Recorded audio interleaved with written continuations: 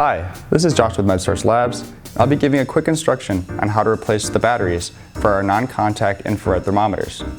Starting with the IR300 model, this is very quick and simple. Just make sure you push the back door, sliding it open, and this will reveal the two batteries in here. The IR300 is our only model that takes AAA batteries.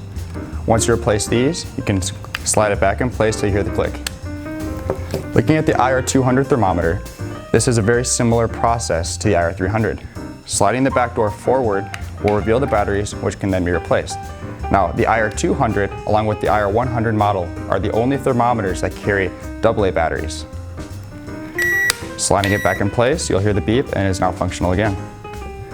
Lastly, the IR100 is a very different process compared to the other two. It has a blue back door which only needs to be slid forward, revealing the AA batteries, which can then be replaced before sliding it back into position.